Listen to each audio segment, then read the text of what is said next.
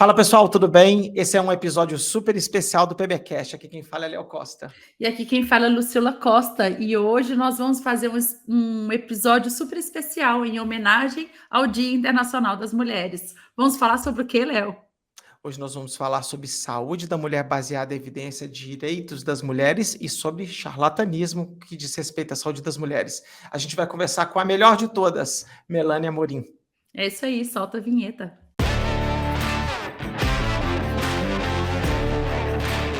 Fala pessoal, tudo bem? Hoje a gente vai conversar com a maior representante, ao meu ver, da medicina para as mulheres, da saúde da mulher. Há algumas semanas atrás, a Lu conversou comigo, a gente falou, a gente tem que gravar um especial para sair ao vivo no Dia Internacional das Mulheres, que é no dia 8 de março, hoje, tá? A gente está gravando um dia antes com a Melânia para colocar aqui, e foi muito legal, Melânia, eu queria muito que você soubesse disso, que toda vez que a gente falou em saúde da mulher, em gravar podcast sobre saúde da mulher, vem só o seu nome, tá? Então, eu queria começar, para não deixar as homenagens para o final, Melânia, de saber que você tem um reconhecimento público dos trabalhos que você vem fazendo. Na época das lives do Instagram, uma das lives que mais me impactou na minha vida foi a que eu fiz com você. Eu fiquei horrorizado com alguns dados. Eu aprendi muito, e eu acompanho a força que você tem em favor da prática baseada em evidências, do cuidado da mulher. E tem uma coisa linda na Melânia que eu acho que tem na Lucila também. Tem o cuidado individual da mulher, mas também tem um olhar de saúde coletiva. Porque nem todo médico tem esse olhar para saúde coletiva e está tudo bem, né, Melânia? Às vezes a pessoa, ela fez a formação dela em medicina ou em saúde, em fisioterapia, qualquer coisa, e ela está preocupada com cada paciente que está no consultório dela. Isso é ótimo, é maravilhoso. Ele está cumprindo o papel dela. Mas a Melânia tem uma visão diferente, ao meu ver, porque ela tem uma visão coletiva. Ela tem um olhar de gestor, um olhar de, sabe, secretário de saúde, ministro. Se eu tivesse na cadeira de ministro da saúde, o que eu faria? Se eu fosse o gerente geral do posto de saúde, Melânia. Então, assim, eu queria te dizer que pela primeira vez no PBcast, acho que nós já passamos de 30 episódios, foi o único episódio que a gente não tinha plano B. Se você não aceitasse o nosso convite, eu não ia gravar com ninguém, tá? Então, querida Melânia, todo o meu amor, minha admiração por você, muito obrigado pelo aceite. Lu, vou te dar as boas-vindas também, parabéns para todas as mulheres desse Brasil e do mundo, e eu queria, Melânia, além de te dar as boas-vindas, pedir para você se apresentar, contar um pouquinho sobre a sua carreira e maravilhosa que você vem fazendo até hoje. É isso aí. E então, aos dois, meus queridos, eu queria agradecer o convite, realmente é muito importante, porque a gente vai ter essa possibilidade de divulgar esse trabalho, essas questões pertinentes à saúde da mulher neste dia que é tão importante e que marca, né, o Dia Internacional da Mulher. E dizer que eu sou fã do cast de vocês, porque realmente alcança muito mais gente, e aí a gente pode divulgar essa causa que é tão importante das evidências científicas. E eu diria que se tem uma diferença de mim para outras pessoas extremamente brilhantes e que estão envolvidas com a causa, é porque realmente eu marco a minha atuação com esse olhar, com esse recorte sempre de pautar as decisões com base nas melhores evidências científicas correntemente disponíveis. Então, essa tem sido a minha luta, ao mesmo tempo em que eu me defino como uma defensora dos direitos sexuais e reprodutivos. Eu faço parte da rede feminista de ginecologistas e obstetras, eu fui uma das sócias fundadoras, então isso permeia toda a minha atuação e trajetória. Então, para simplificar, eu sou Melânia, eu sou médica ginecologista e obstetra, sou professora de ginecologia e de obstetrícia na Universidade Federal de Campina Grande, e também sou professora do programa de pós-graduação em saúde integral, não é específico de ginecologia e obstetrícia, em saúde integral do Instituto de Medicina Integral, professor Fernando Figueira. Então, eu atuo em duas cidades, porque eu trabalho em Campina Grande e também dou aulas na pós-graduação do IMIP, que é um trabalho que realmente me recompensa muito, porque eu consegui tentar largar a pós-graduação. Ela faz parte da minha carne, da minha vida, é onde eu consigo realmente conduzir as pesquisas que eu acho necessárias, e aí eu fico interrelacionando as duas coisas. Eu faço a parte clínica também, eu atendo como professora da universidade, e também sou cientista e pesquisadora. Muito legal. Sua Maravilha. carreira é maravilhosa, Melânia. Assim, se é que existe a possibilidade de alguém não conhecer a Melânia, siga a Melânia, porque é muito legal. Melânia é uma consumidora de ciência, divulgadora, assim, exemplar. Tem Melânia, de vez em quando eu cometo umas gafes, eu vou lá no seu perfil, eu aprendo pra caramba, muito bom. Luluzinha, você quer começar alguma coisa? Vamos tocar? Não, vamos tocar, porque a gente tem muita pergunta para fazer hoje, eu não vou perder tempo agora, não. Melânia, ontem eu estava correndo no fim de tarde aqui com a Lu, e a Lu, ela pescou algumas perguntas que vêm dos nossos seguidores para você, e teve uma que a Lu mandou, que a Lu comentou comigo, que eu botei em Foi primeiro. uma professora também que me mandou essa pergunta. Ela falou, Lu, a gente dá aula com seus podcasts, podia tanto fazer uma da saúde da mulher. Eu falei, opa, já está agendado. Na hora que eu falei que estava agendado, ela falou assim, eu posso te mandar algumas perguntas? E ela mandou as perguntas para a gente. Legal. A primeira pergunta, Melânia, é o seguinte. Eu tenho uma filha de 9 anos, vou dar bem um exemplo, assim. 9 aninhos, a Belinha, ela ainda não entrou em menarca, nada.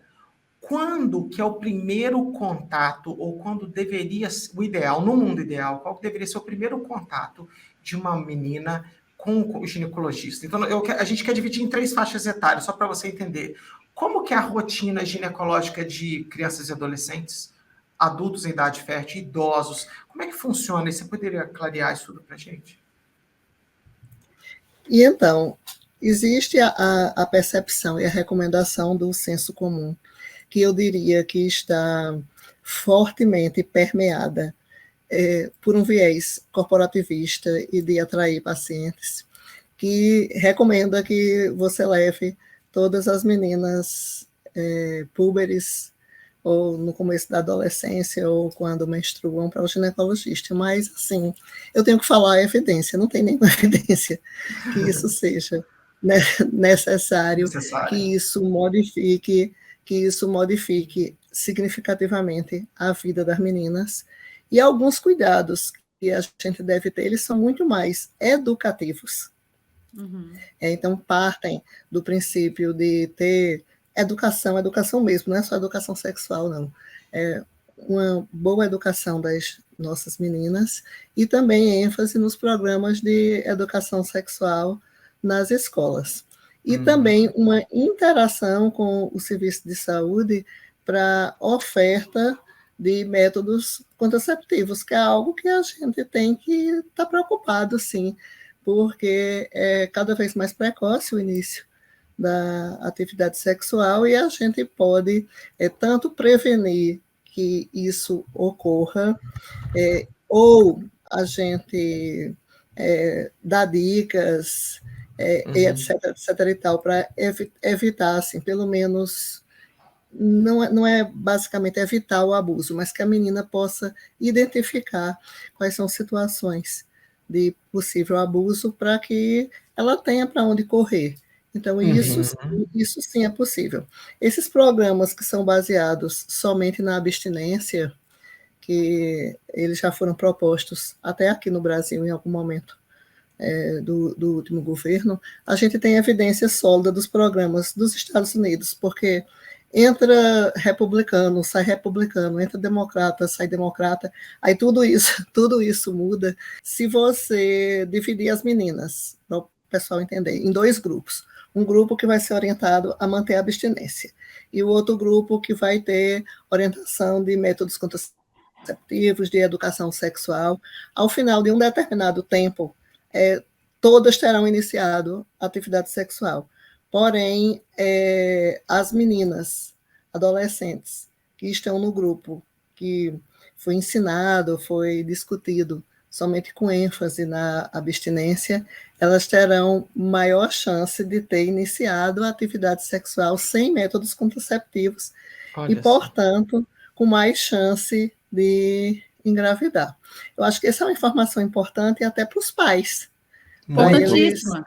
para eles passarem, né, para as meninas. E eu não estou defendendo aqui o início da atividade sexual precoce, é uma postura pragmática que a gente vai ter face a uma circunstância que existe. E dessa forma, é muito mais importante essa atenção integral, juntando educação e saúde, para olhar para as nossas meninas, do que especificamente levar para o ginecologista. E atenção, eu também não estou dizendo que não é para levar para o ginecologista. É apenas que existem intervenções que são efetivas para a gente saber o que é que você pretende.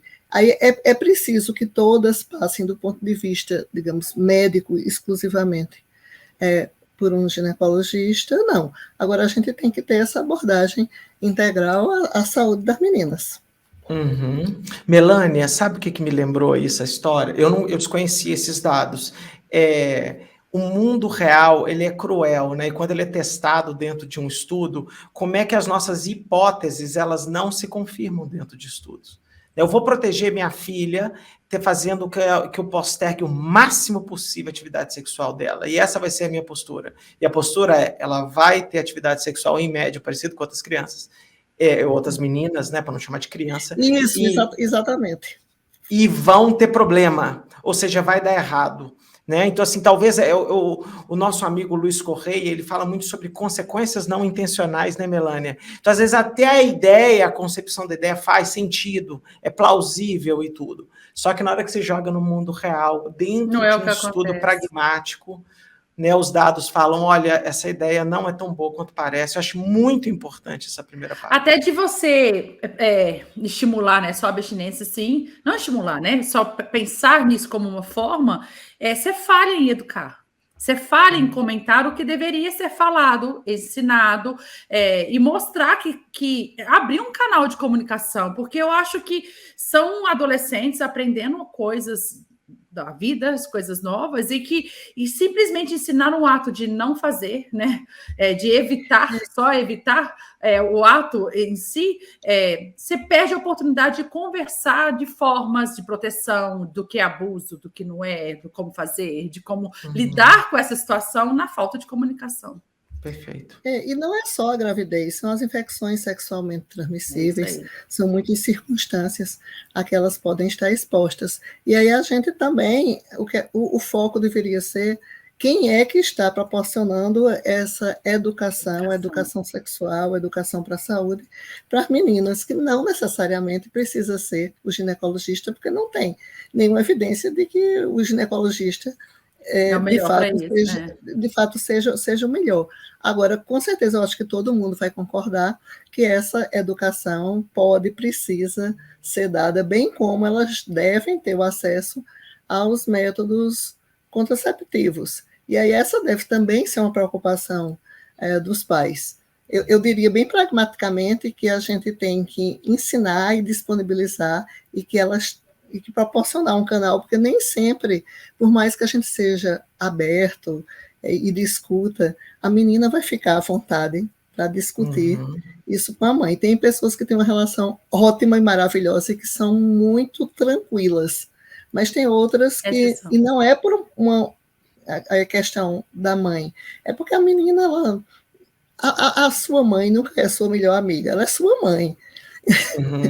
Eu amo minha mãe, tenho uma relação muito forte com ela, mas tem coisas que eu mesma não consigo falar com ela, porque é uma percepção diferente, foi uma educação diferente. Perfeito. E a gente tem que passar isso. Isso aí eu acho que é algo que transcende a evidência, né? A gente tem que discutir e não tem uma solução única e uma solução universal. Então, se você acha que você não tem condições de proporcionar esse conhecimento e tudo, aí realmente levar para um profissional de saúde para a pessoa ter essas informações. Legal. Melânia, de onde... eu fico imaginando aqui agora, aí de novo, vou colocar literalmente a minha filha na reta. Se a Belinha não se sente confortável de conversar com a mãe dela ou comigo, né, pessoas que são expostas na internet e tal, o papai baseado em evidência, a mamãe baseada em evidência, a Melânia é amiga do papai, sabe essa história assim? existem alguns canais de internet, deve ter, né? Mas assim, como que essa informação chega para minha filha, por exemplo? Estou botando a minha filha total nessa conversa. É na escola?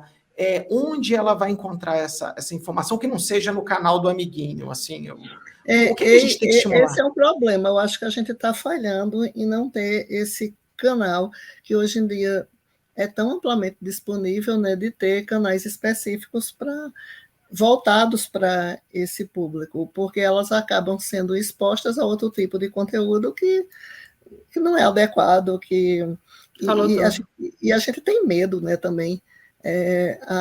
A internet... a internet é cruel. Não tem muita coisa boa, mas ela tem muita coisa ruim. Eu realmente não ficaria à vontade de ter uma filha nessa fase mais precoce, com acesso amplo, não supervisionado aos canais de internet. Perfeito. Então, assim, se as pessoas adultas já enveredam por canais absurdos, que não tem nenhum fundamento científico, que estão expostas a 1000 pilantras, picaretas e charlatães. E ainda e ainda resvalam, né, caem em armadilhas, em perseguição, em intrigas virtuais. Imagine essas crianças. Talvez o caminho seja a escola. Não sei o que você pensa, Melanie, de escola? Eu acho que assim, tudo é integrado. A escola, ela tem um papel muito importante e que não pode... Tem um viés grande, essa história de escola sem partido e tudo, que não se deve discutir, uma aberração que inventaram aí, ideologia de gênero, que não tem nada a ver. A gente tem que realmente ter uma postura liberal, pragmática, de ter esse tipo de conteúdo nas escolas. Que, obviamente, ao contrário do que propalam, ninguém vai ensinar ninguém a ser gay, ou ninguém vai ensinar que isso não se ensina. Nem estão distribuindo kit gay ou mamadeira de piroca nas escolas, mas não.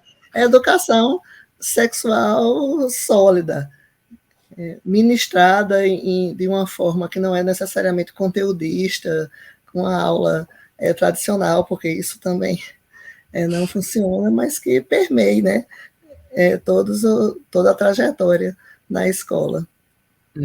Infelizmente, a gente tem pessoas com cabeças fechadas ainda de achar que esse tipo de educação na escola é uma forma de estimular a sexualidade precoce nessas crianças, e não é. Olha, né? É uma forma de dar informação.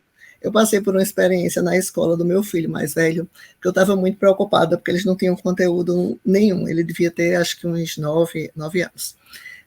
Aí eu cheguei na escola e me ofereci para eu dar essas aulas de educação sexual. E aí, nessa escola, me disseram, não pode não, porque a gente já teve na Feira de Ciências alguém foi apresentar métodos contraceptivos na Feira de Ciências e os pais de umas correntes religiosas mais rígidas ficaram chocados e fizeram um abaixo-assinado e protestaram veementemente contra isso. E uma escola privada vai ter essa preocupação muito grande em agradar aos pais. Os clientes. E agradar os clientes. Então, os clientes protestam, eles tiram o conteúdo. E isso é preocupante. Eu disse, bom, então eu vou deixar de me preocupar com os outros. O meu filho, ele está tendo acesso a toda a informação, porque eu dou essa informação para ele, de acordo com a idade. E até ensinar a usar camisinha, eu ensinei usando uma banana e uma camisinha. Então, isso para mim é muito tranquilo. Eu estava preocupada, era com as outras crianças. Perfeito, Melanie. É engraçado, né? Eu estou pensando aqui, né? No final das contas, nós temos que educar os adultos, né? Os pais, né? Porque, claro que todo mundo está preocupado. É engraçado que a preocupação é igual e legítima de todas as vertentes. Mas cada um de nós tem a sua própria formação de caráter, de crença e tudo, valores, partido político agora, né? Então, agora também cada um tem a sua bandeira, né? O que é muito maluco para mim, e isso atrapalha muito. Ô, Lu, vamos seguir, porque a gente vai falar ainda muito de meninas ainda, tá, Melânia? Mas, Melânia, agora, assim, só para a gente terminar essa primeira parte, como é que funciona agora uma pessoa em idade fértil, sei lá, acima de 18 anos? Qual que é a rotina? Porque eu lembro que a gente conversou sobre excessos de exames, de procedimentos, de consultas médicas. Qual que é a rotina de mulher para buscar um ginecologista, do ponto de vista de prevenção, de monitoramento da saúde da mulher? E então, novamente, às vezes eu sou muito mal entendida. Aí eu quero deixar bem claro que eu não estou dizendo que a pessoa não deva ir nunca ao ginecologista, e certamente existem indicações na presença de queixas, de sintomas, de preocupações, de dúvidas que poderiam ser estabelecidas nesse contexto, mas a gente não tem evidência sólida para dizer que toda mulher precisa ir para o ginecologista, independentemente de ela não estar sentindo nada. Agora, isso não quer dizer que essa pessoa vai ficar desassistida. Ela entra em alguns protocolos de rastreamento que são baseados em evidências científicas, porque sempre que você vai fazer um teste, um exame, a gente tem que analisar esse exame de acordo com a sua capacidade de modificar a realidade e melhorar os desfechos. Uhum. Então, o grande problema do excesso de exames sem fundamento científico é que muitos deles não modificam favoravelmente desfecho nenhum e alguns deles modificam negativamente. Uhum. Até porque muita gente que pede muitos exames não sabe interpretar. Eu acho que o José de Alencar fala muito disso, porque Exato. A pessoa não tem o raciocínio bayesiano, e aí pega aquele exame e interpreta de uma forma completamente distorcida. Isso é frequentes vezes danoso, pode ser prejudicial. Agora, evidentemente, existem algumas recomendações que aí sim tem evidência que se deva fazer. Por exemplo, em quem tem atividade sexual, fazer um rastreio periódico de infecções sexualmente transmissíveis. A partir dos 25 anos, a pessoa se engajar num programa de rastreio das lesões precursoras do câncer de colo. Pronto, o Papa Nicolau é um exame simples, acessível, barato, que a gente já tem evidência há muito tempo de que funciona, porque é possível rastrear lesões precursoras e tratá-las, evitando essa catástrofe que é típica dos países pobres, com rastreio falho, que é o câncer cervical invasor. Aí, pronto, tem um exame que é maravilhoso, é o Papa Nicolau. E possivelmente a gente vai incorporar no Brasil em breve o teste de HPV, que a gente pode fazer o rastreio só com teste de HPV, ou pode fazer com o Papa Nicolau, ou pode fazer com o teste, como faz agora nos Estados Unidos. E aí isso é importante, mas para vocês terem uma ideia, se faz até o Papa Nicolau. O grande problema do Brasil é que muitas pessoas fazem testes demais e algumas fazem testes de menos. Então, a gente tem o perfil da mulher com câncer de colo aqui, é uma mulher pobre, que não tem suporte familiar, não tem rede de apoio, ela não consegue nem sair de casa para ir fazer o exame, que não faz os seus exames periódicos e que tem uma relação também muito importante com o nível educacional. Na prática, é praticamente inexistente uma pessoa de boa condição socioeconômica, de boa escolaridade, com boa rede de apoio, que hoje em dia tenha um câncer de colo uterino. Então, a gente precisa investir nesse rastreio universal. Agora, é muito mais importante que ele seja universal, no sentido de que seja para todas, do que algumas poucas fiquem fazendo exames demais, porque essas que fazem exames demais vão ter falsos positivos. Esses falsos positivos vão levar a exames desnecessários, a procedimentos desnecessários, sem modificar o prognóstico. Então, para resumir, o Papa Nicolau, hoje a recomendação do INCA, é que ele seja feito a partir de 25 anos, somente em quem já começou a ter atividade sexual, quer dizer que você pode ter 30, 35, 40, não tem atividade sexual, não precisa fazer Papa Nicolau.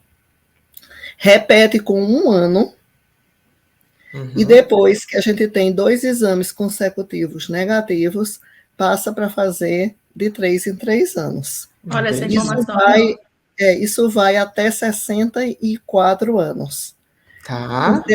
Depois de 64 anos, se os últimos exames foram negativos, se é uma pessoa que nunca teve câncer, ela encerra o rastreio. Esse rastreio não é necessário para quem precisou fazer uma esterectomia por alguma indicação benigna e não tem mais colo, mas ele se modifica se a pessoa tiver HIV, porque aí segue outro protocolo. Veja só, eu só faço o meu exame a cada 3 anos. Então, isso é uma coisa que não é que eu diga para os outros, eu sigo para mim também. E minha mãe, depois, a partir dos 65 anos, ela encerrou o rastreio de câncer de colo de útero. Então, aqui na nossa família, nós fazemos assim porque isso mostra bons resultados. E tem absurdos, fazer Papa Nicolau de adolescente. Isso que eu cheguei a falar, até que você, eu quero falar, porque esse dia escutei um podcast, esse me marcou, foi até da Thaís Araújo, esqueci o nome dela agora, eu não sei quem falou, mas que ela passou como adolescente, ela foi no ginecologista, como a gente estava falando, na primeira consulta, e fizeram um Papa Nicolau dela, e ela falou o quanto que isso foi traumático para ela, que ela desenvolveu vaginismo, um monte de coisa, que ela não percebeu o abuso, ela só percebeu que isso foi um abuso de prática médica, que traumatizou várias coisas na vida dela depois, quando ela foi entender que não tinha necessidade de fazer esse exame numa idade que ela tinha. E era uma menina que também não tinha atividade sexual ainda, né? Tudo que você falou da prescrição, ela não preenchia nenhum critério. E depois que você escutei isso, você começa a escutar outros relatos, e que essa informação não é clara para a população, de quando começar a fazer, da periodicidade, né? Porque se escuta muito, é obrigatório fazer todo ano, em qualquer idade, e de quando parar, que olha como é que é valioso ter a ciência para nos nortear da periodicidade de fazer esses exames. Ô Lu, e você que tem filha, veja só, adolescente vai ter uma incidência mais alta de HPV e de lesões HPV induzidas, só que a taxa de regressão na adolescência é imensa. A maioria dessas lesões, elas regridem espontaneamente. Se você faz o exame no momento em que a lesão existe, no adolescente, aí vai dar uma alteração. Uma neoplasia intraepitelial cervical, né, uma lesão intraepitelial, e aquilo desperta um gatilho muito importante, porque aí essa menina vai fazer colposcopia, essa menina vai fazer, às vezes, biópsias, fica marcada e, às vezes, vai fazer procedimentos que podem comprometer a sua vida no futuro. Por exemplo, mulheres jovens que fazem esse rastreio, elas, com muita frequência, são submetidas à cirurgia de alta frequência, uma forma de conização mais simples. Aí tira um pedacinho do colo mesmo. Isso pode dar estenose, isso pode levar a que numa futura gravidez o colo se dilate muito rápido e mais fácil, que é insuficiência cervical. Então, esses procedimentos, eles não são desprovidos de riscos. E aí, portanto, a gente deve fazer quando comprovadamente eles vão beneficiar a paciente, e na adolescência não tem essa comprovação. Então, a gente tem que tomar muito cuidado, porque se essa consulta ao ginecologista for feita de rotina, que não se faça o Papa Nicolau, exceto algumas circunstâncias muito raras em que vai haver uma indicação clínica. E outra coisa, aproveitando aqui o gancho, a gente não tem evidência nem de que o exame pélvico, nem o exame mamário, o exame clínico, devem ser realizados de rotina.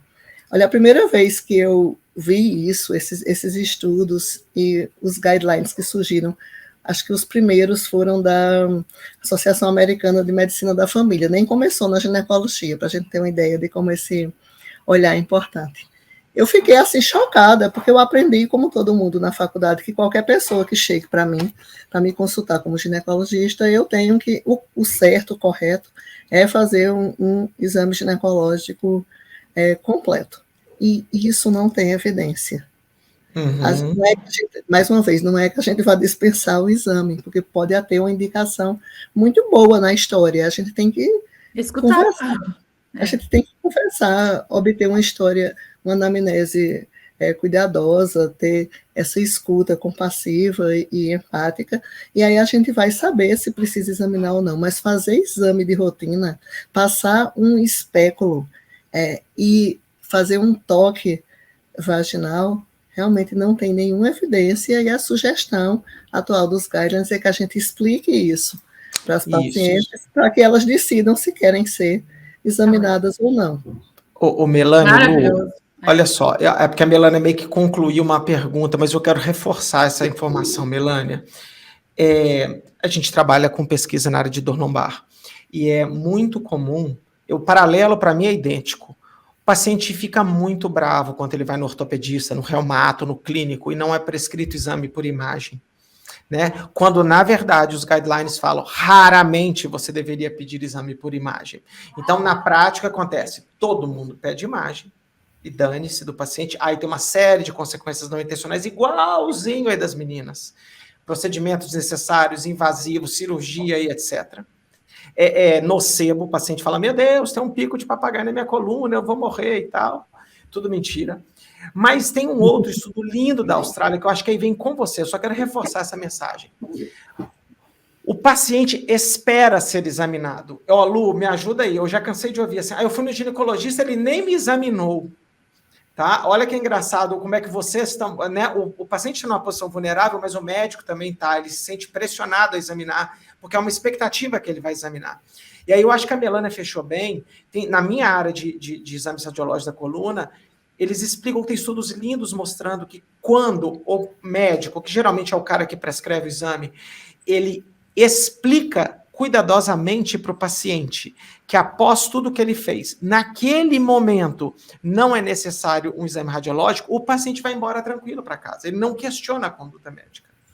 Porém, no mundo atual, em que as consultas duram 10 minutos, os pacientes não estão em primeiro lugar, o cuidado não é centrado nele, etc., a educação que se dane e tal, o paciente sai puto da consulta do ginecologista agora, que fala assim, gente, eu fui na doutora e a médica nem me tocou.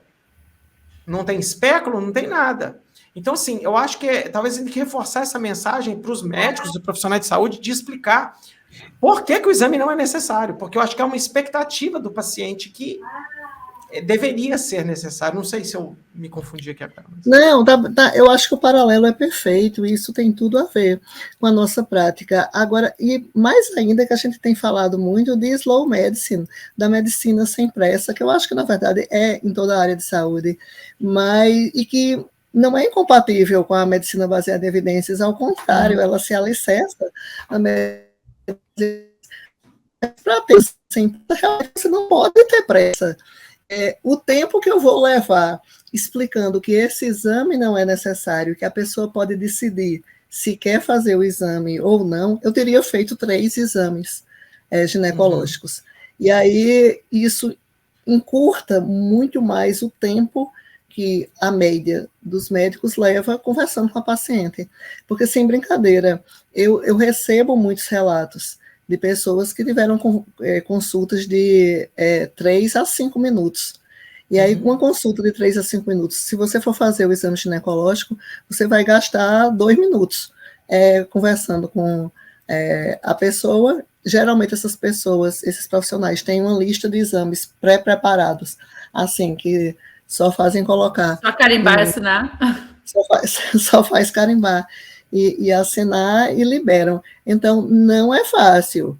E isso não funciona na lógica dos convênios, que é uma lógica absurda, que eu queria deixar muito clara e explícita aqui.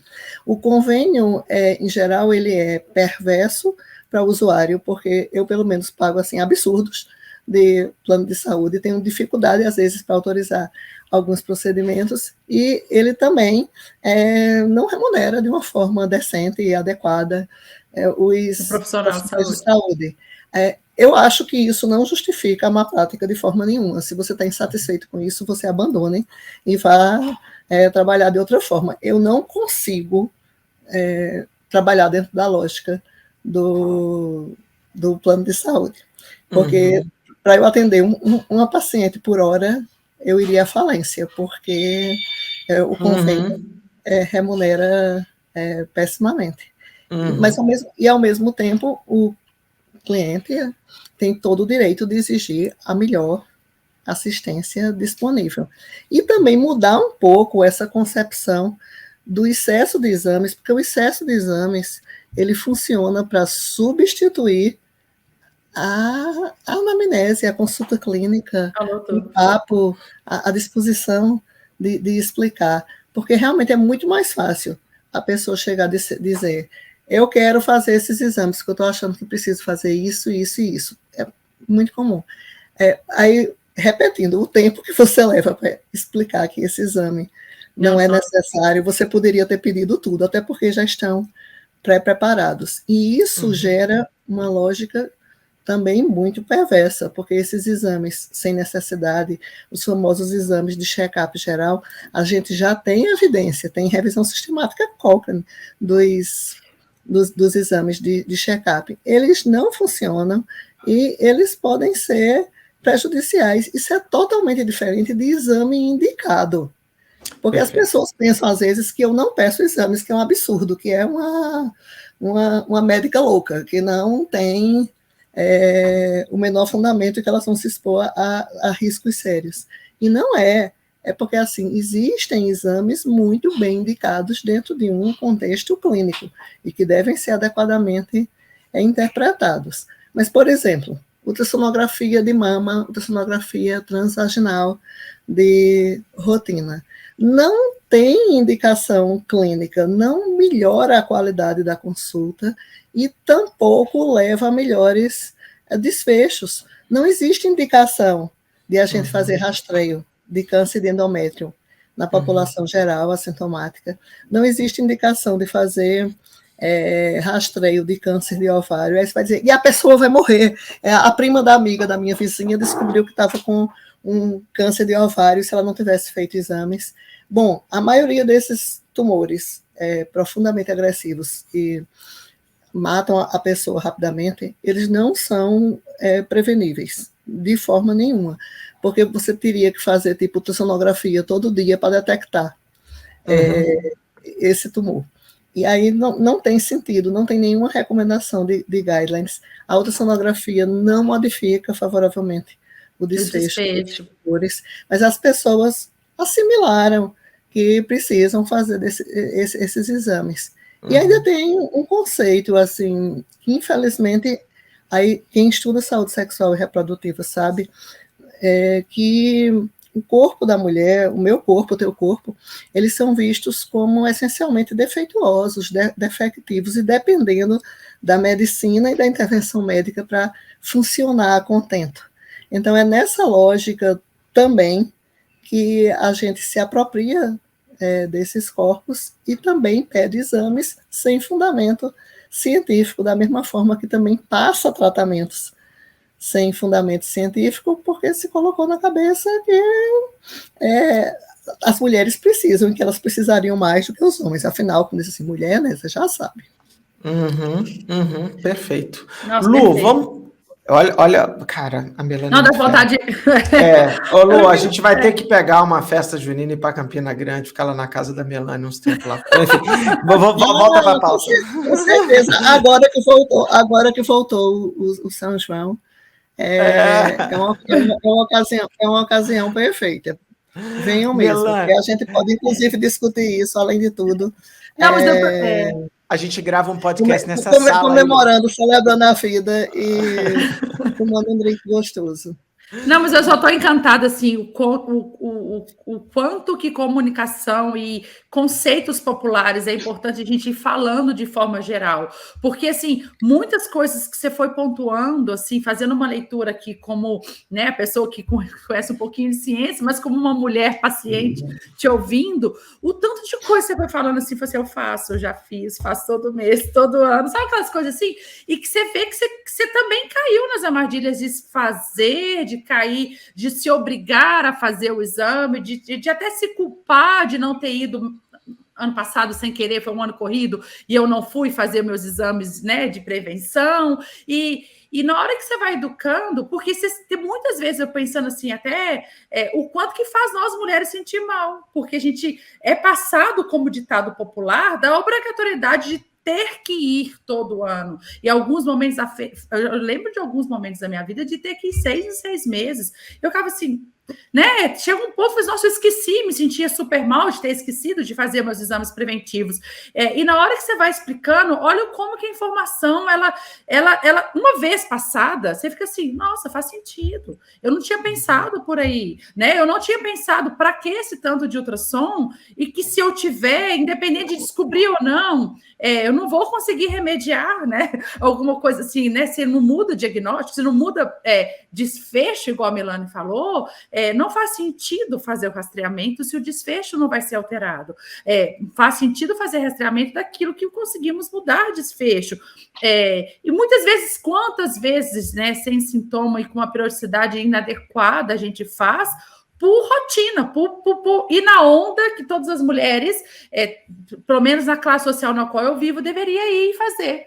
Então, é muito importante ter algum lugar, algum espaço para tentar modificar isso. Se não está acontecendo nas consultas, que infelizmente o sistema é cruel, e eu concordo 1000% que o sistema é cruel, que a gente deveria ter tempo para comunicar e conversar com nossos pacientes. De alguma forma, essa informação tem que ser passada para as mulheres quando chegar na consulta, de pelo menos saber o que espera, o que deveria ser feito, o que deveria ser adequado, para nos conscientizar, né, do que a gente recebeu foi adequado ou não. Sim, porque esse modelo, ele também é muito culpabilizante. Você deixou isso muito explícito agora. Às vezes, eu recebo mulheres que ficam dizendo, olha, você vai me matar. Eu estou aqui tão encabulada, mas assim, eu não consegui vir o ano passado. Eu. Faz tempo que eu não faço esses exames, e exames desnecessários. Aí, primeiro, eu não vou matar ninguém, porque essa lógica paternalista, ela também é absurda. É o médico que faz sermão, o médico que vai lhe matar, que fica irritado com as pacientes, e elas ficam pensando, não, mas é para o meu bem. Mas não é. É uma lógica muito paternalista. O doente ou a pessoa com saúde, ela é protagonista da própria vida, da própria saúde. Então, a gente não tem que ficar passando sermão, nem tem que dizer, do outro lado da ponta, o ginecologista vai me matar, meu médico vai me matar, porque não é da conta dele. Ele tem que agir como educador em saúde, mas não como um controlador da vida da paciente. E só para dizer, continuando o paralelo que Léo já traçou, em ginecologia isso é muito absurdo, porque se já é absurdo pedir exame de imagem para qualquer dor lombar, imagine, Léo, se você mandasse todas as pessoas fazerem um exame, pelo menos de um raio-x, periódico. Todo ano. Todo ano. Olha, você não está sentindo nada, mas assim, por via das dúvidas, você tem vamos engajar você nesse programa de rastreamento. Isso que fazem com as mulheres. É isso mesmo. É isso mesmo. Putz, ô Lu, a gente vai ter que fazer um episódio um dia sobre medicina preventiva, porque a Melânia me faz ir para um outro caminho aqui. É porque eu estou pensando, uma vez, Melânia, eu dei um curso de prática baseada em evidências para oncologistas. E eu expliquei do raio-x, que é onde eu sei mais, né, da minha área. Eu falei assim, a cada 250 mil exames radiológicos, você vai detectar um tumor. E a maioria deles não é fatal. E que você vai descobrir de qualquer jeito. Aí teve um médico que levantou, cara, mas o cara é muito legal. Ele falou assim, mas e se for a minha mãe? E se eu perdesse? O médico tem muito medo dele perder o diagnóstico da medicina defensiva, né, Melânia? Eu acho a posição de médico muito difícil. Tem o cara que ele faz na ignorância mesmo, tem esse cara. Mas tem um cara que ele está muito preocupado com judicialização. Então ele falou, cara, mas e se eu perder? E se o paciente 249.900 for o meu? Eu falo, cara, mas a probabilidade dele ser seu é mínima e tal. Mas foi muito gostoso conversar com esses médicos. Eu entendi o que está na cabeça deles. E realmente precisa passar por uma reeducação de tudo. Existe um movimento contra-intuitivo da medicina preventiva. Então, toda vez que eu faço um post, uma Melânia faz um post e fala assim, check-up não adianta muito, é guerra nuclear em cima da gente. Sabe, nem todo rastreamento, o INCA vem removendo alguns rastreamentos contra câncer, porque a evidência diz o contrário, mas existe aquela visão assim, quanto mais rápido eu detectar e tirar, essa frase é perigosíssima, né, Melânia? Quanto mais fácil eu detectar e remover, maiores as minhas chances de sobrevida. Isso não é verdade. É contra-intuitivo, mas não é, faz muito sentido, mas não é verdade. E eu tenho 2 pontos aqui para reforçar, né, sobre isso. Eu me bato demais contra esses exames de rotina sem fundamento científico, principalmente a solicitação do que eu chamo toda a tabela periódica de todas as vitaminas, todos os nutrientes, tudo que aparece. Aí outro dia chegou um dementador, como é que eu chamo essas pessoas? Médico, para dizer, se você pedisse esses exames, não estaria sendo tão processada. Aí, primeiro, até hoje, 8 de março, né? 8 de março de 2023, eu nunca tive nenhum processo por erro médico. Mas, segundo, isso comprova que o que está por trás dessa solicitação excessiva de exames também é uma medicina defensiva, é o medo da judicialização. Isso foi uma coisa que a gente acabou importando, infelizmente, dos Estados Unidos, onde esse excesso de exames não se relaciona com melhores desfechos, melhores prognósticos. Então, eu acho que a saída ainda é pelas evidências, por uma educação em saúde, para as pessoas entenderem desse aspecto, a educação científica que está faltando muito em nossa população, porque sempre vem assim o relato da prima, da amiga, da vizinha, vem o viés da história natural da doença, o viés da co-intervenção, as pessoas acreditam em terapias absolutamente furadas, mas a outra coisa que eu queria falar nesse ponto, com muito cuidado para me entenderem, é sobre mamografia. Está aqui, ó. Tá aqui. Vamos falar sobre rastreamento de câncer e mamografia. Porque, vejam só, mais uma vez, eu não estou dizendo que não se faça mamografia. Inclusive, a partir dos 50 anos, eu comecei a fazer, porque eu decidi que achava que era, para mim, teria mais benefícios do que riscos, individualizando a minha circunstância de vida. Mas a evidência da mamografia não é boa. Não é boa. A gente tem outras revisões sistemáticas não Cochrane, mas a Cochrane incluiu 7 ensaios clínicos randomizados, ela é de 2013, e realmente ela precisa ser atualizada. Ela reflete ainda mamografias não digitais, feitas e analisadas de uma forma convencional, e também são de um tempo em que o tratamento do câncer de mama era diferente. A gente hoje em dia tem tratamentos mais eficazes, menos invasivos, e a gente tem realmente um melhor prognóstico, então a gente estaria precisando de uma atualização dela, mas de uma forma geral, nos estudos clínicos de boa qualidade dentro dessa meta-análise, não se comprovou redução da mortalidade por câncer de mama com a mamografia periódica. Então, a revisão sistemática inclui os ensaios randomizados para 2 grupos. Um grupo para fazer mamografia de rotina e o outro grupo que ficava com cuidados habituais.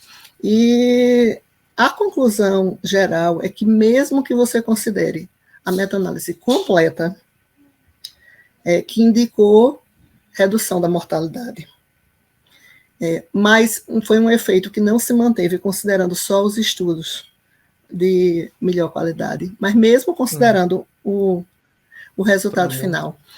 A gente fazer um cálculo, digamos que 2.000 mulheres fossem rastreadas.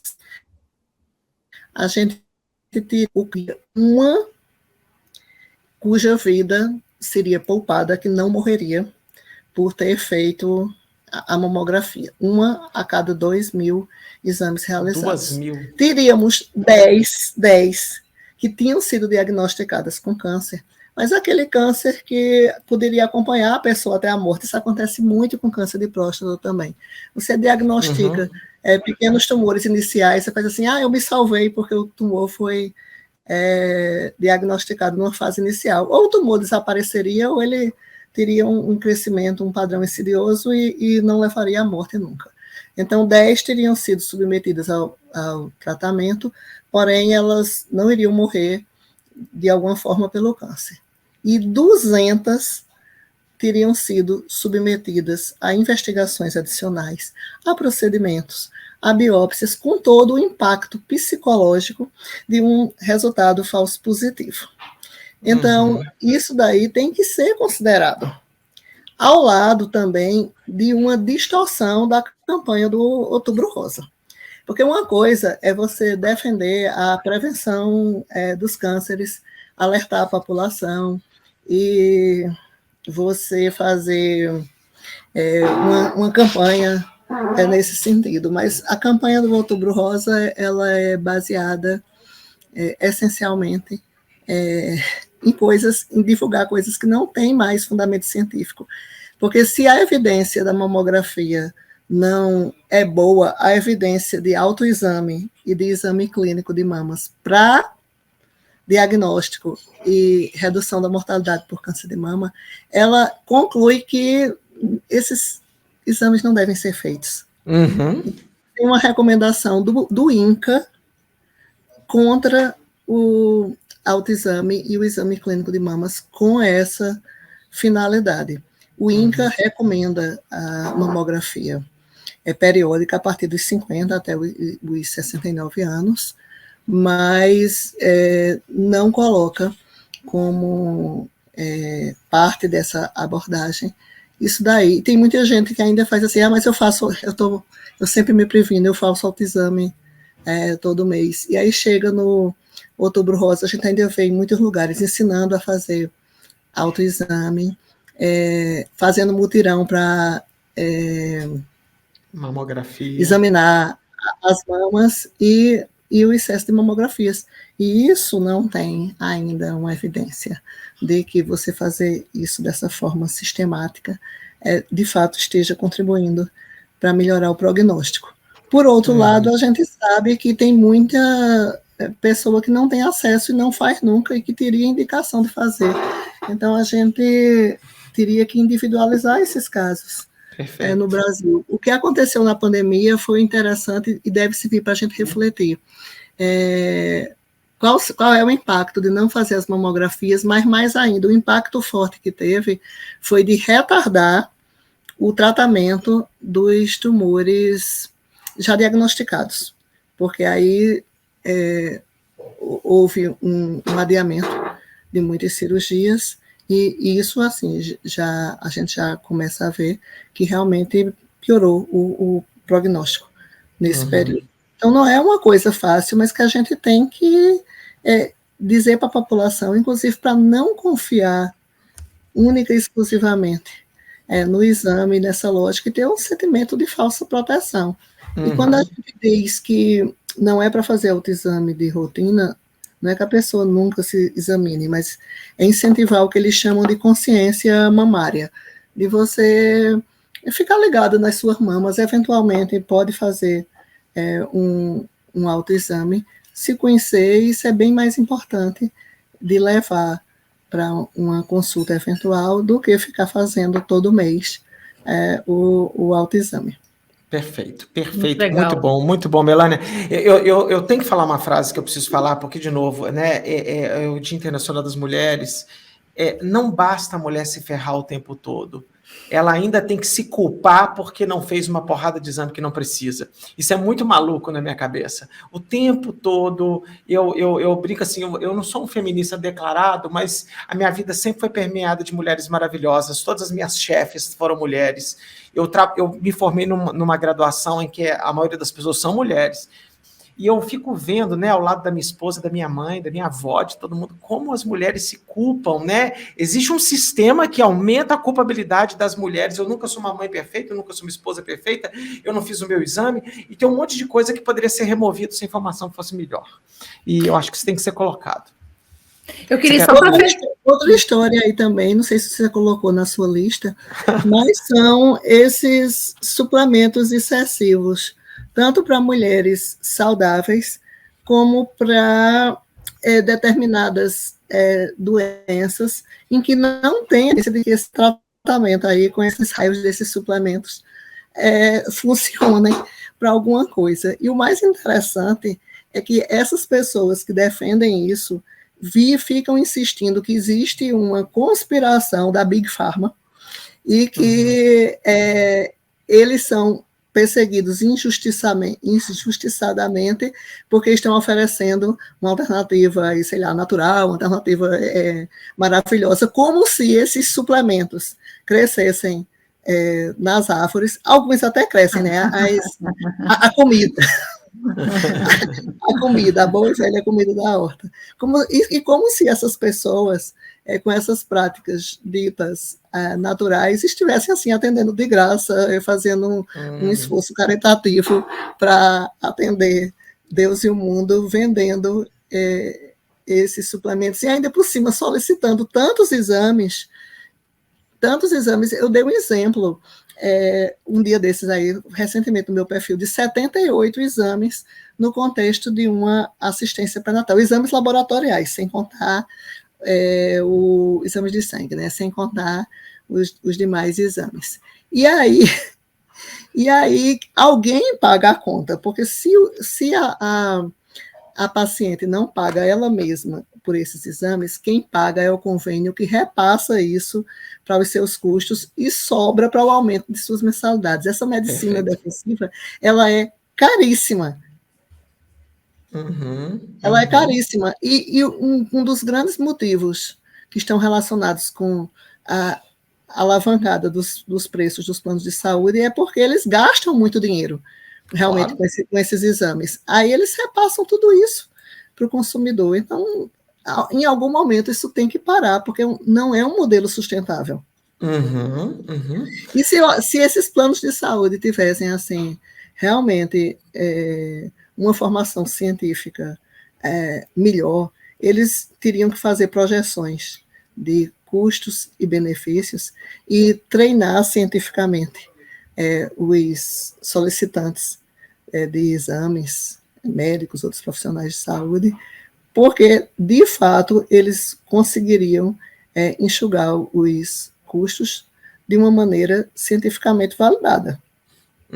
E aí, pensando em tudo que você falou aqui hoje, uma melhor educação, acho que reflete até na forma do pagamento do honorário médico, que a gente fala que é tão baixo, que faz as consultas serem tão curtas e vira um ciclo, porque se pede tanto exame, você está gastando o dinheiro do próprio plano de saúde, da sua própria remuneração, com exames desnecessários. Então, se todo mundo não prescrevesse, né, o que não é necessário e tentasse fazer o que é realmente necessário para cada paciente, eu acho que todo o sistema se alimentaria melhor, pensando baseado em evidência mesmo, o que deveria ser feito e ofertado para o paciente, e aí sobra-se mais tempo para consultas maiores, para comunicação melhor, e prescrever realmente aquilo que deveria ser feito. Ô Lu, e na gravidez ainda estão vendendo essas alternativas como uma forma de gerar bebês mais inteligentes, bebês com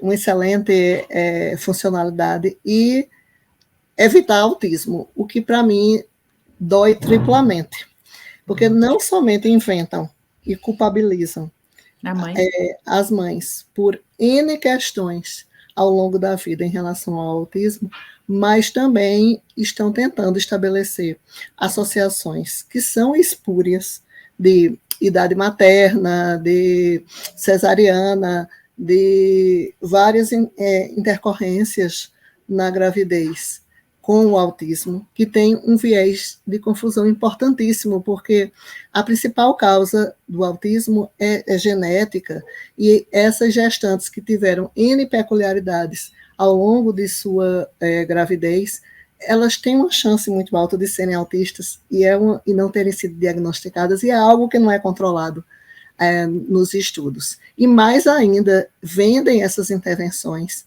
dizendo que algumas estariam associadas com autismo, uma coisa como paracetamol, por exemplo. Os picaretas estão inventando à torta e à direito. E cada coisa que picareta inventa, que está associado com um determinado tipo de desfecho, e no autismo isso é muito preocupante, e eu me interesso muito por isso, como autista, mãe de 2 filhos autistas, é que isso aí é a porta de entrada para vender uma outra intervenção bem mais cara, tipo assim, os tratamentos detox, né? Tristeza. Então, e que às vezes ferem a própria integridade corporal dos autistas. Mas na gravidez, isso tem sido muito frequente. Então, procura-se vender a ideia para as mulheres de que se elas tomarem tais e tais suplementos e fizerem tais e tais intervenções, os filhos vão nascer perfeitos, inteligentes, evitar as doenças na idade adulta e não serão autistas. É muito triste isso. Isso é canalice, né? Isso marcou muita gente, porque eu e o Léo, a gente decidiu ter filhos mais velhos. E nas 2 gestações que eu tive, eu e o Léo nos chamou muita atenção. A indústria em geral, não só da medicina, mas quer vender, você vende qualquer coisa para 2 tipos de mulheres, noivas e grávidas. Qualquer coisa que e mais, Lu, e mais 3. Porque assim, a oferta, ela é diária. E a oferta ao redor da gestação que nos né, que algumas coisas a gente até caiu, né, Léo? De falar assim, opa, a gente chegava a cair, chegava em casa, a gente afetiva assim, não, pensa, lê e volta a tomar a decisão. Porque é isso, tá ali no seu emocional, né? É uma coisa nova, seu corpo está em transformação e de repente a pessoa começa a falar e te colocar assim, se você não fizer, se você não escolher, tem esse risco e essa possibilidade e já, pelo menos eu falo por mim, já é um momento de tanta dúvida e tanto medo, principalmente eu que tive história familiar de perda gestacional, não minha, mas da minha mãe que passou para mim, o medo, foram 2 gestações que eu tive medo de perder meus bebês. Então, as falas, toda hora o Léo tinha que me segurar no carro e falar assim, Lu, pensa com a sua formação, pensa na evidência, lê primeiro antes, porque é muito fácil de convencer, porque ele te coloca numa situação de fragilidade. Uma situação que o Léo falou assim... Vulnerabilidade, né? É isso. Lu e Melanie, a gente fez um episódio com a Bibi Bailas, maravilhosa, vai ser mãe essa semana, né? Se não for essa semana que vem, acho que ela está com 40 semanas, um beijo para a Bibi. A gente conversou muito sobre isso, né, Lu? Como é que é a situação da gestante e da mãe? A posição de vulnerabilidade é gigante. E aí ela é o cliente perfeito para o picareta, né? Do cretino mesmo, que vai fazer alguma coisa. Sem falar que é um público muito grande, porque tem muita grávida. E tem muita grávida saudável. Aí uma forma de você vender mais e melhor é focar nesse público. Os problemas. E isso é muito ruim. Um exemplo bem típico é a história do ácido fólico. Todos os ensaios controlados, aleatorizados, que foram feitos de ácido fólico para a prevenção de defeitos do tubo neural, esses ensaios clínicos, eles foram com ácido fólico, foram com metilfolato. Se se aventou por um mecanismo puramente por um pensamento puramente mecanicista, que o metilfolato seria melhor porque ele é a formativa do ácido fólico. E aí começaram a defender que não se usasse mais ácido fólico, se usasse metilfolato. Só tem um estudo na literatura que comparou ácido fólico com metilfolato, que foi para a perda gestacional, e que demonstrou que não existia nenhuma diferença entre os dois nesse contexto. Para todo o restante, para os bons estudos que demonstraram um efeito do ácido fólico, principalmente com esse efeito protetor dos defeitos do tubo neural, foi ácido fólico.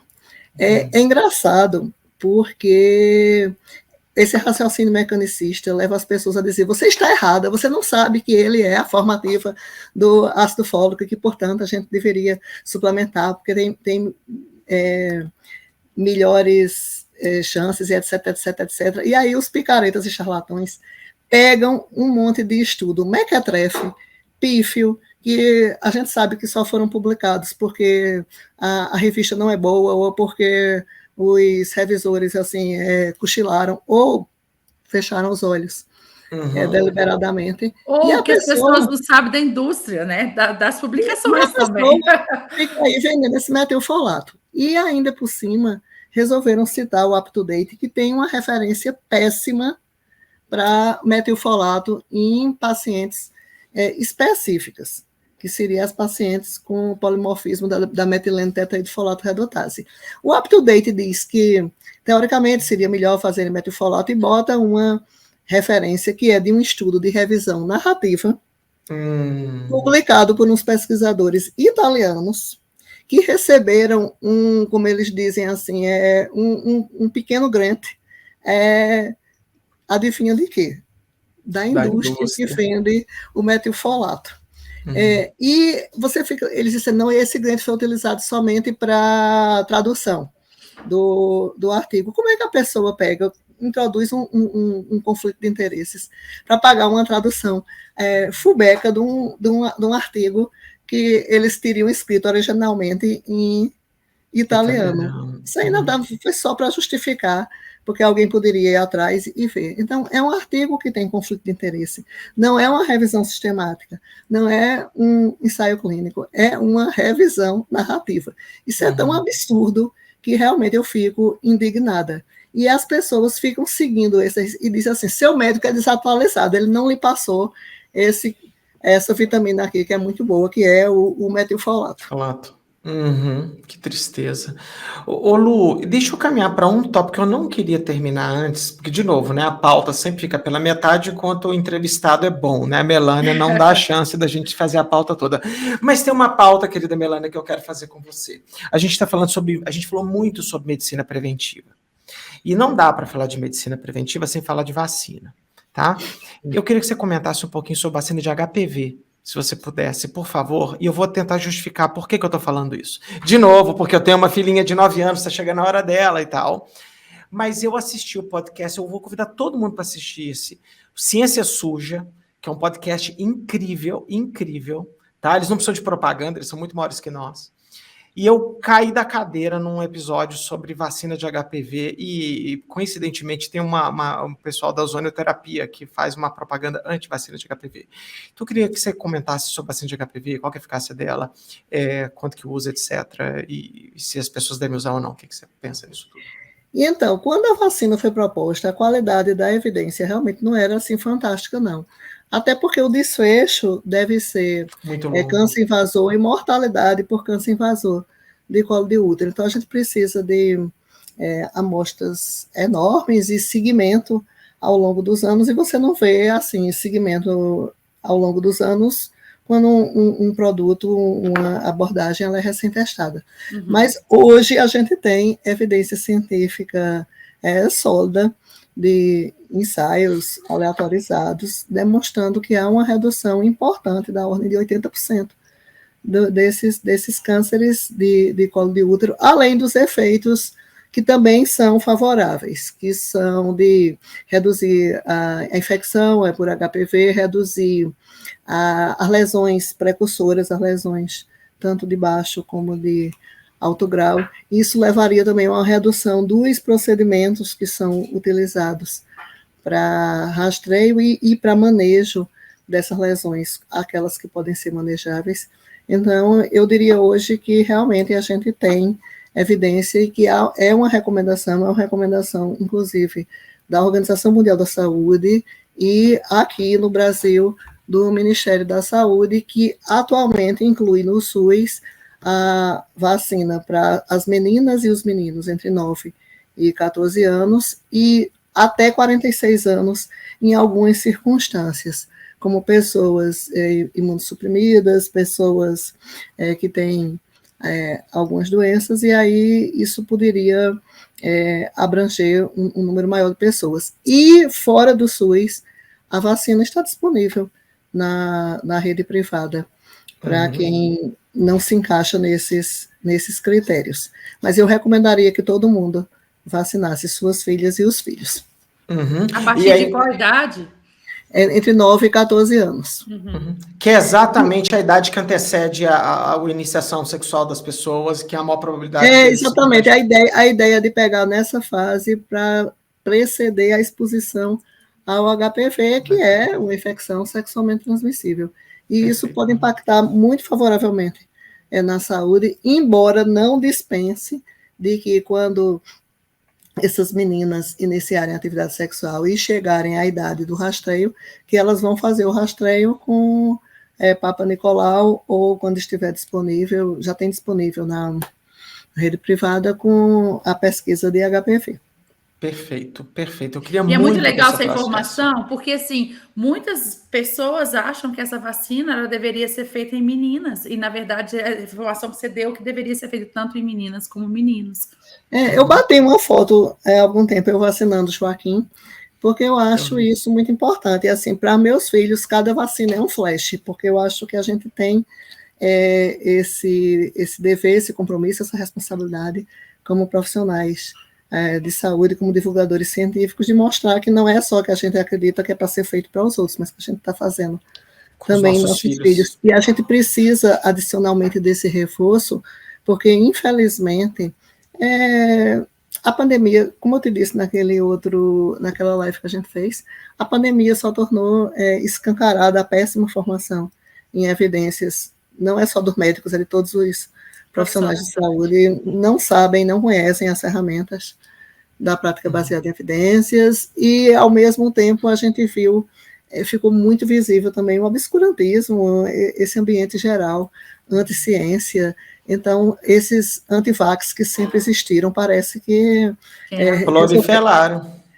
proliferaram, estavam fazendo até congressos, e era uma propaganda muito absurda, a par das terapias picaretas para desintoxicar as vacinas, que tem muitas, né? Muitos protocolos, incluindo, mas não se restringindo, a homeopatia detox e aquele negócio horroroso, como é a ozonoterapia. Ozonoterapia. Eu fiquei sabendo que você é muito entusiasta de ozonoterapia, isso não é verdade, não, Melanie? Nada, marcaram foi você. Não... eu gosto muito. Para completar, inventaram também uma ozonoterapia vaginal. Pelo amor de Deus. Porque se a prática fosse somente assim, inócua, mas ela ainda pode ser prejudicial. Eu não sei como é que a pessoa faz ozonoterapia retal e ozonoterapia vaginal, e daqui a pouco vai ter em todos os orifícios do corpo, porque eu já ouvi falar em ozonoterapia nos ouvidos. Eu não sei onde é que vão parar. E pensar que isso não tem efeitos deletérios, efeitos prejudiciais. O primeiro, além do trauma que eu posso imaginar, é desequilibrar completamente a flora vaginal, o pH vaginal. A vagina já é tão atacada por N intervenções sem fundamento científico, que destroem a flora vaginal e que são as principais responsáveis por um monte de infecções, de corrimentos, de repercussões, e ainda vem agora ser atacada pela ozonoterapia. E essas pessoas, elas sempre alegam que você é uma defensora da Big Pharma. Se tem uma pessoa que medica muito pouco, sou eu. Porque, na verdade, eu acho que natural mesmo é a minha abordagem. Tem um monte de coisa que não precisa de tratamento, e aí eu não trato. Perfeitamente. Mas aí, nessa vertente integrativa, funcional, ortomolecular, não sei o que lá e tudo, você não reconhece que as coisas são naturais, e aí você propõe intervenções sem fundamento científico e potencialmente deletérias. Nada mais natural do que deixar o curso natural de muitas intercorrências de algumas doenças, ou não reconhecer que aquilo ali é doente, reconhecer um corpo saudável quando a gente encontra e não tentar modificá-lo, não tentar atacá-lo com essas terapias. Então, eu fico extremamente preocupada, e ainda por cima, outro dia estavam dizendo assim, uma mulher disse, eu disse assim, me mostre os estudos clínicos de boa qualidade para comprovar o que você está dizendo sobre ozonoterapia. Aí ela me disse, é só procurar por ozonoterapia na PubMed que você vai encontrar. Aí prove você que não existe. Aí, além da inversão do ônus da prova, a gente sabe que provar que não existe, você tem que fazer a busca e sair dando print que não existe. Ou pegando os estudos mequetrefes que existem, dizendo que eles são inválidos.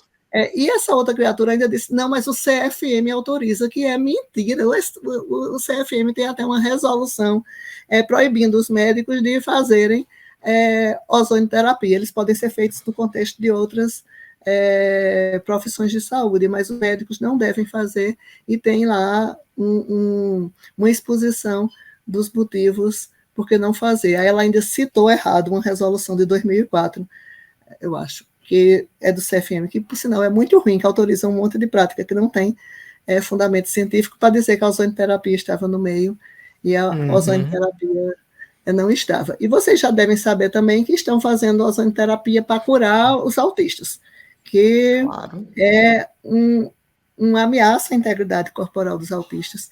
É uma coisa extremamente capacitista, preconceituosa, desamor, preconceito. O autismo não é uma doença, é uma condição, e ela não iria jamais ser curada por meio de uma intervenção tão agressiva, tão picareta e tão absurda. Então é isso. Atacam as pessoas mais frágeis, mães e pais preocupados, atacam as mulheres, e isso é muito perverso. A gente tem que insistir na educação científica, na divulgação, como uma forma de denunciar e tentar coibir essas práticas tão perversas. Perfeito. Exato. Lulu, você tem alguma coisa para acrescentar antes de eu pedir as palavras finais da Melanie? Porque eu tenho uma final aqui. Eu não sei se é a mesma que a minha, mas aí é curiosidade para a gente falar um pouquinho de evidência, para já que a gente está educando tantas mulheres no dia de hoje, que nós, mulheres, a maioria delas somos, sim, vaidosas, medos de um monte de envelhecimento, prevenção, e aí surgem coisas da saúde da mulher que todo mundo fala, que são os chips da beleza, e queria falar que a gente falasse um pouquinho da evidência sobre isso, porque porque eu sei que eu sou muito radical, eu conheço, o Léo fala assim, você é radical demais, porque eu sou daquelas assim, eu tenho medo até de botox, pra você ter ideia, eu sou dessas, mas não contra as pessoas que fazem nenhum procedimento preventivo de coisas de beleza, mas aí as pessoas tentam me convencer radicalmente do chip da beleza, e a gente queria falar sobre evidência sobre isso, porque eu não conheço para eu nem sei o que é isso, o que é um chip da beleza? O chip da beleza, como ele ficou conhecido, ele é um implante hormonal de gestrinona, e às vezes eles aproveitam e colocam assim, como quem não quer nada, uma testosteronazinha básica em mulheres.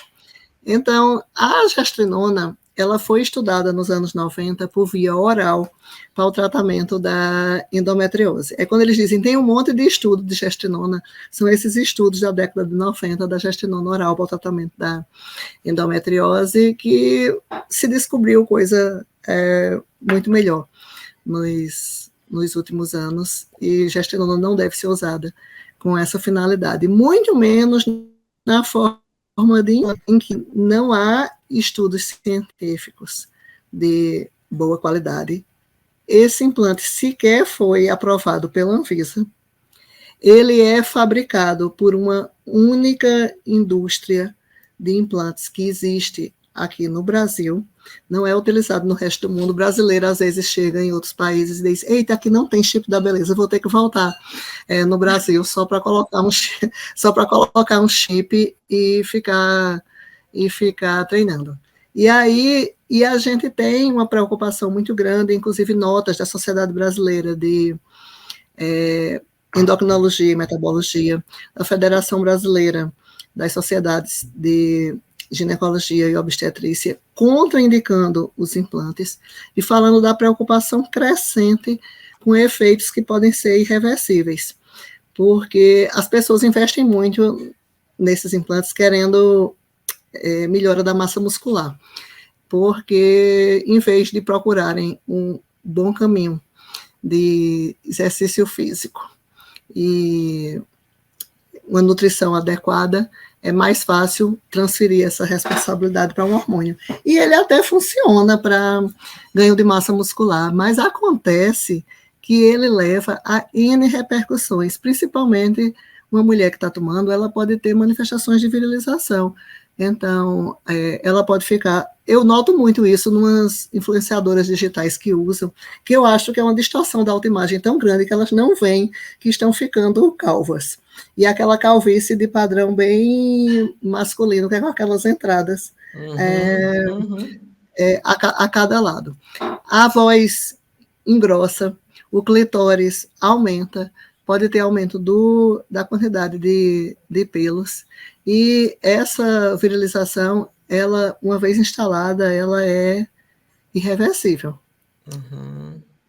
E tem sido citado até surgimento de tumores por conta dessa prática, porque não contente em colocar eu conheço muita gente com 6, 7, 8 implantes, e ainda associado com testosterona, que é outro problema seríssimo, é a reposição indiscriminada de testosterona em mulheres, porque primeiro dosam a progesterona que não está indicada, aí a testosterona o ensaio da testosterona, ele foi desenhado para a gente detectar níveis muito altos em algumas circunstâncias clínicas em que você está preocupado com hirsutismo, com virilização, e a gente quer saber se é uma SOP, se é um tumor adrenal, se é um tumor, se tem alguma suspeita clínica de uma situação que esteja produzindo muita testosterona.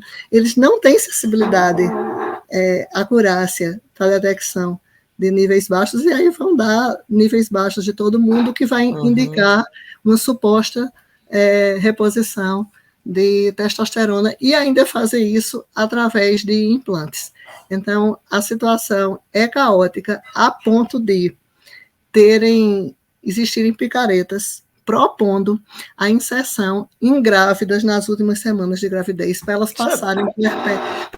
passarem o puerpério já animadas, já assim, com a teoria de que elas vão enfrentar melhor o puerpério e ter mais disposição, ânimo, e isso, assim, lógico que é só para vender a terapia, porque esses implantes são caros e ainda cobram, assim, sai por uns 7 a 10 mil colocar. Que maluquice. Porque tem que comprar o implante e pagar aquela magnânima criatura que está fazendo o procedimento, supostamente contra a Big Pharma. A gente inventa um problema para criar uma solução depois, né, Melânia? Então muda-se a interpretação. Sim, é sempre isso. Sempre isso. É sempre isso. Aí depois a menina vai ficar com voz do Pato Donald e aí a gente não sabe o que aconteceu. Isso é uma loucura. E de novo, pega-se a vulnerabilidade da mulher, exige que a mulher seja forte, musculosa, usa-se gatilhos para colocar a mulher sob risco, isso é uma loucura. E em gestante, então, né, nem vamos conversar sobre isso. Melânia, minha querida, a gente tem pauta aqui para ficar 10 horas com você. Eu tenho um monte de perguntas que não foi feita aqui, mas eu já vi que eu me estendi demais. Melânia, passa uma mensagem para o Dia das Mulheres do jeito que você quiser, do jeito que você gosta, além de tudo que você já passa todo dia para a gente aí. Bem, o Dia Internacional da Mulher é um dia de luta, ele não é um dia assim ameno, assim, onde a gente prestar homenagem simbólica, dar flores, ou pelo menos não poderia ser só isso. Ele surgiu, ele existe como um dia para a gente corroborar que ainda temos uma necessidade de luta muito grande pelos direitos das mulheres, pelos direitos sexuais e reprodutivos, por uma inversão desse atual sistema, que é misógino, que é machista. Na academia mesmo, nós temos muitos desafios como mulheres cientistas e pesquisadoras. A gente sabe que a nossa carreira ela é afetada adversamente pela maternidade, não porque a maternidade seja algo ruim, mas por falta de uma rede de apoio, por falta de os programas de empatia, de sensibilidade, de os programas reconhecerem que há especificidades das mulheres quando se tornam mães nesse processo. O Parenting Science está fazendo um trabalho muito legal a respeito disso, que a gente tem que continuar investindo, porque como cientista, mãe, pesquisadora, essa é uma pauta que muito me interessa, e também para que a gente, puxando mais para a saúde, mas que a gente possa refletir e exigir a atenção a que a gente tem direito, adequada, baseada em evidências científicas, de forma que a gente não pode. A gente acabou não falando de morte materna, que eu acho que para mim é uma coisa importante, mas a gente não pode perder a vida nesse processo de gerar a vida. As mães não devem morrer. A gente não pode nunca se acostumar com isso.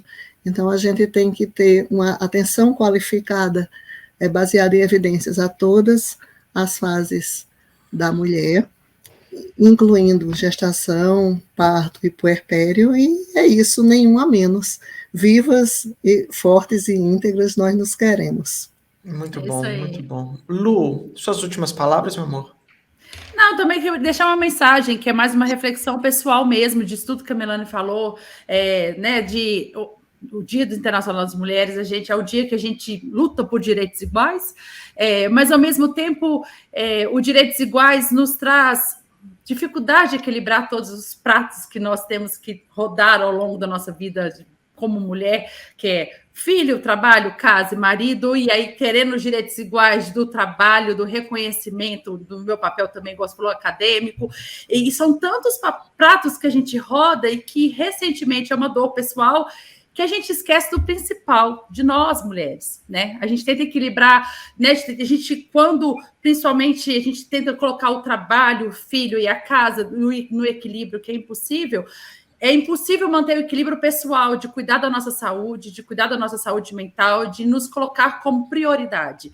Então, assim, eu acho que a mensagem que eu queria passar é que continuamos lutando, sim, por nossos direitos, mas nunca nos abandonando. Cuide de você primeiro, se olhe primeiro, faça o seu primeiro antes de cuidar de outras pessoas, antes de cuidar do seu trabalho, antes de doar tanto, porque a gente tem uma característica de doar, e que a gente reserve essa doação um pouco para que a gente possa continuar lutando por mais direitos de igualdade por aí.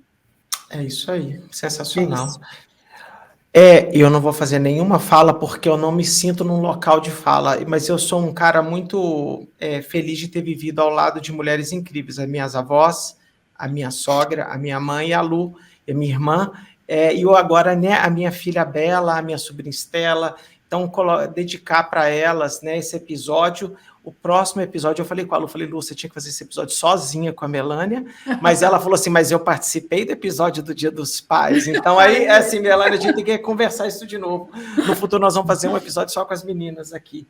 Melânia, querida, onde as pessoas podem te encontrar? Nas redes sociais, no site, onde quer que for? Sim, eu estou predominantemente, eu tenho paciência para o Twitter, eu tenho um perfil lá, mas eu entro só para ver o que as pessoas estão dizendo. Eu não consigo me comunicar bem por ele, apresentar bem as evidências. E aí principalmente no Instagram, e também mantenho o meu perfil do Facebook, porque às vezes o Instagram não está entregando nossos conteúdos e tudo, e apesar de meus sobrinhos me dizerem que era totalmente cringe e que só o velho estava no Facebook. No Facebook, eu ainda tenho, eu participo de alguns grupos bacanas lá e também estou integrando a mesma divulgação que eu faço no Instagram, eu faço no Facebook. Eu tenho um canal do YouTube que eu mesma não frequento faz muito tempo, porque a pessoa não pode ser tão polivalente assim, não. Eu já tenho esse problema de estar atuando em muitas frentes. E é isso. E podem me encontrar, me mandar mensagem e me acompanhar, que eu tenho todo o prazer. Como eu já disse assim algumas vezes, eu não meço sucesso pelo número de seguidores, mas é um prazer poder estar. Tanto é que os picaretas têm assim 1 milhão de seguidores, coisa para cima. Mas eu tenho todo o prazer em fazer esse trabalho, porque eu noto que o feedback é muito importante. Vale a pena, Melânia. E eu acho que é importante ter cientistas fazendo divulgação científica. Eu acho também. Porque muitos divulgadores não são cientistas, eles são só divulgadores, e outros cientistas não querem divulgar. Eu acho que a gente tem que democratizar a ciência e contribuir com esse tipo de informação. Então, vai ser um prazer se vocês me acompanharem. Acompanhe a Melânia aqui no Instagram. A gente vai colocar os links na descrição, tanto aqui nos podcasts como no YouTube, para vocês acompanharem a Melânia. Luluzinho, onde as pessoas te encontram, meu amor? Eu tô aqui sempre no PBcast e lá no Instagram, Lucila_Costa. Pessoal, vocês me encontram no @Leo_Costa_PB, aqui no PBcast, nas plataformas de podcast, YouTube, etc. TikTok, né, Lu? Ciência de Verdade, tá? De verdade. E lá na Cracolândia, o Twitter, @LCOS3060. Melânia, muito obrigado. Você pode ter certeza de uma coisa, Melânia, você pode ter dúvida em tudo na sua vida, menos de uma coisa. Você é importante para todos nós, tá? Você é muito importante. Eu quero que eu reforce essa mensagem. Muito obrigado.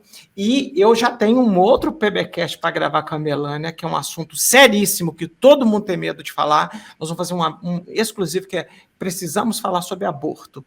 Tá? O PBcast não tem medo de falar as coisas. E eu falei assim com a Lu, se sobrar tempo, nós vamos trocar. Claro que não deu tempo nem de fazer a pauta. Não tem uma pauta urgente, mas eu acho que aborto tem que ser um separado, né, Lu? Igual nós fizemos para suicídio, para alcoolismo. Temos que falar porque as pessoas vão ter que entender na profundidade do que deve ser aprofundado. Então, eu já... E não falar de opiniões de aborto, não. Falar de ciência por trás e evidência por trás da saúde da mulher em relação ao aborto. Eu acho que então, assim, em breve, nós vamos fazer um episódio com a Melânia, porque, de novo, quando essa pauta vem para mim, eu não consigo pensar em ninguém melhor do que a Melânia para conversar sobre esse assunto, tá bom? Melânia, um beijo no seu coração, dá um beijo na sua mamãe, eu sei que ela estava doente aí no passado, obrigado. Melânia estava sem voz ontem, o PBcast conseguiu sair, né, Melânia? Um beijo para você. Eu tô meio rouca, mas deu para sair bem. Mas a sua voz está muito melhor do que muitas mulheres que usam chip da beleza. Tá bom? Fique com essa voz linda, com esse sotaque maravilhoso aí da Paraíba. Lu, um super beijo para todo mundo. Gente, um beijo no coração. Até a próxima. Tchau, tchau. Feliz Dia das Mulheres para todo mundo aí. Para todo mundo.